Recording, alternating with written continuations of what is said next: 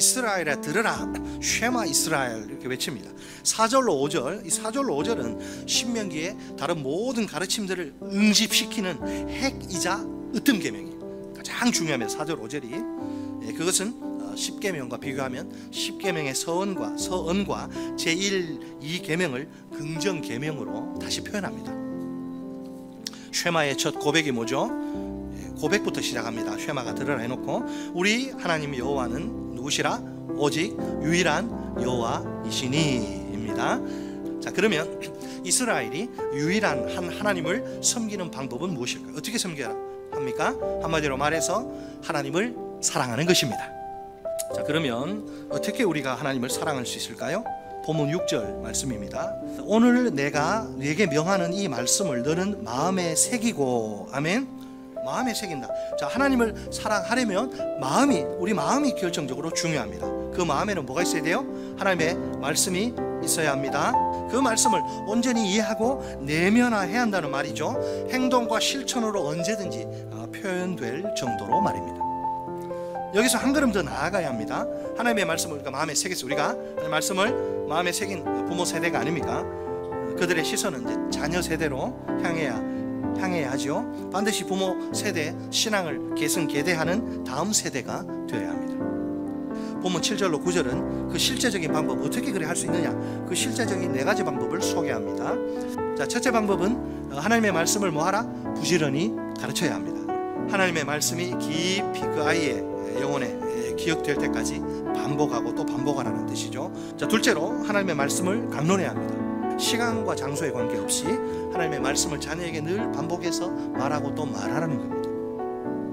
자, 셋째로 하나님의 말씀을 기호로 손목에 묶고 미간에 표로 둬야 합니다. 하나님 말씀이 마치 너의 몸의 일부처럼 되게 하라.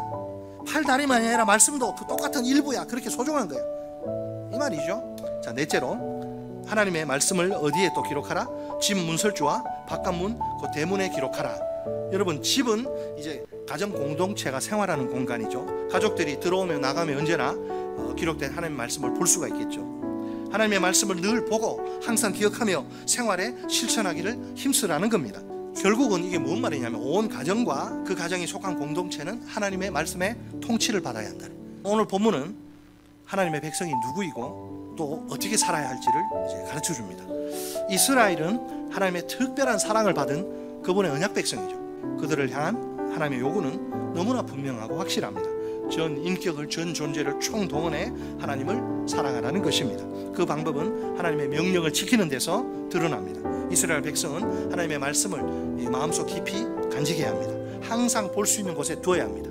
자녀들에게도 가르쳐야 합니다.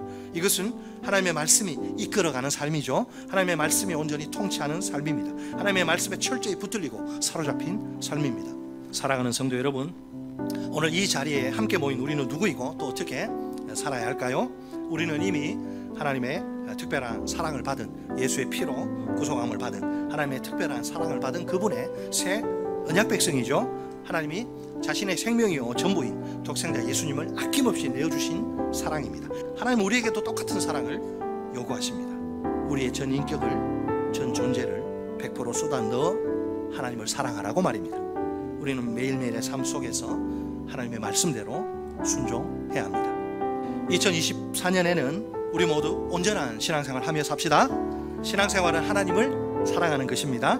자기의 전부를 쏟아부어 우리를 사랑하시고 구원하신 하나님입니다. 우리가 이 놀라운 최고의 사랑을, 구원의 사랑을 진정으로 깨달읍시다. 구원의 큰 기쁨과 감격 가운데 붙들려 삽시다. 우리도 전 인격을, 전 존재를 총동원해 하나님이 우리에게 그렇게 하셨던 것처럼 그렇게 하나님을 사랑합시다. 그 사랑은 반드시 하나님의 말씀에 대한 순종으로 나타나야 합니다. 항상 하나님의 말씀의 통치 속에서 순종하기를 힘쓰며 그렇게 삽시다.